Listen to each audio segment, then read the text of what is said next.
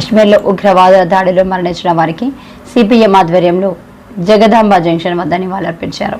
CPM corporator Ganga Rao మాట్లాడుతూ ఉగ్రవాదుల దాడులను ఖండిస్తున్నామన్నారు.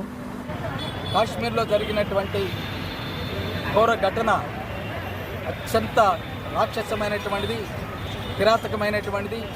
యావత్ భారతదేశం తీవ్ర దిగ్భ్రాంతికి గురి చేసినటువంటి ఘటనగా సిపిఎం పార్టీ భావిస్తూ ఉన్నది. పర్యాటకులుగా ఆ ప్రాంతాన్ని సందర్శనకు వెళ్ళినటువంటి పౌరుల మీద టెర్రరిస్టులు విచ్చలవిడిగా కాల్పులు జరిపి 28 మందిని పట్టం పెట్టుకున్నారు. అనేక మందిని క్షతగాత్రులు చేసి తీవ్రంగా గాయపరిచారు.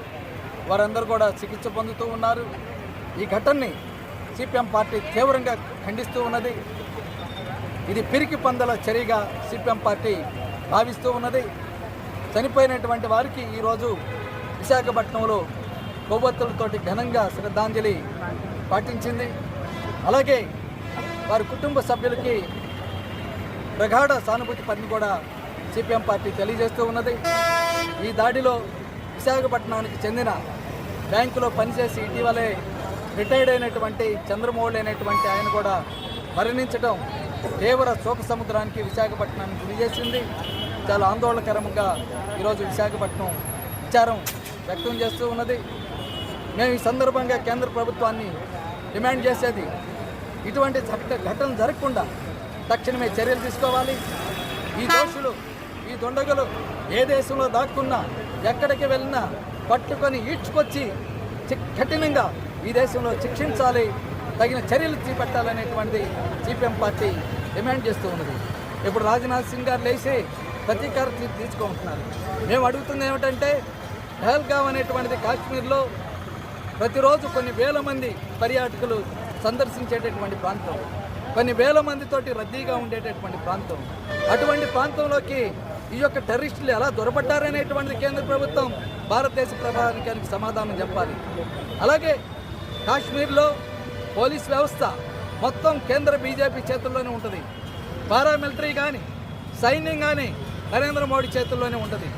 శాంతి భద్రతలు మొత్తంగా కూడా కేంద్ర బీజేపీ చేతుల్లోనే ఉంటుంది. రాష్ట్ర ప్రభుత్వం చేతుల్లో ఏ ఒక్కడు కూడా ఉండదు.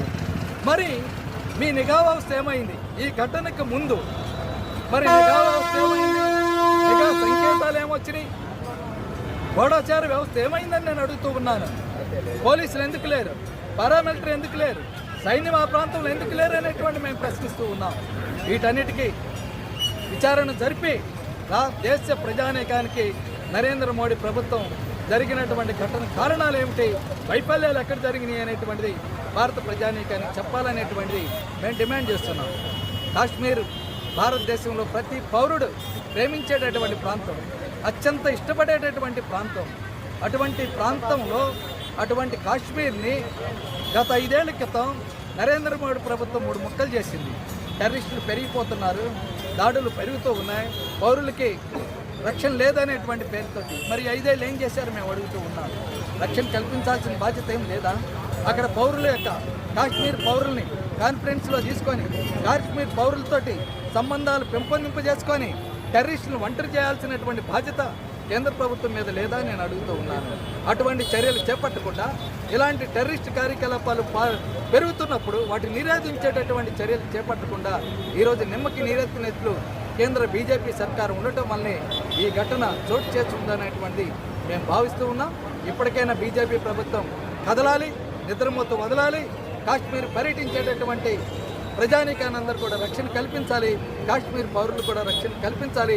ఈ టెర్రరిస్టుల్ని కాశ్మీర్ ప్రాంతాన్ని నుంచి వేరు చేసి మట్టుబెట్టి సంపూర్ణంగా నిర్మూలించాలనేటువంటిది సిపిఎం పార్టీ భావిస్తూ ఉన్నది. అలాగే ఈ సందర్భంగా రాష్ట్ర ప్రజానీకానికి మేము విజ్ఞప్తి చేస్తూ ఉన్నాం. ఈ ఘటనను ఆసరా చేసుకొని కొన్ని మతోన్మాద శక్తులు పెట్టరేగిపోయి మత కలహాలు సృష్టించడానికి కూడా ప్రయత్నం చేస్తూ ఉన్నారు. శాంతియుతంగా ఉండాలి, లౌకికంగా ఉండాలి. హిందూ, ముస్లిం, క్రిస్టియన్ ఎవరైనా సరే అందరూ కలిసిమెట్టే ఉండాలి. టెర్రరిస్టులకి వాడు హిందువా, వాడు ముస్లిమా, వాడు క్రిస్టియనా అనేటువంటిది ఏమాత్రం ఉండదు. ఈ దాడిలో కూడా హుసేన్ అనేటువంటి యువకుడు ఆ పర్యాటకుల మీద కాల్పులు జరుపుతూ ఉంటే ఆ టెర్రరిస్టులకి ప్రతిఘటన చేశాడు, రిటాలియేషన్ చేశాడు. వాడి దగ్గర ఉండేటటువంటి తుపాకులు లాగేసుకొని తిరిగి కాల్చిపోయేటటువంటి సందర్భంలో అతను కూడా విచ్చలవిడిగా కాల్చి చంపివేయబడ్డారు. ఈ దేశం యొక్క గొప్పతనం అదే. ఈ దేశంలో ఎన్ని మతాలు ఉన్నా, ఎన్ని కులాలు ఉన్నా, ఎన్ని ప్రాంతాలు ఉన్నా, ఎన్ని రాష్ట్రాలున్నా, ఎన్ని భాషలున్నా అందరూ కలిసి ఐక్యమైక్యం ఉండటమే.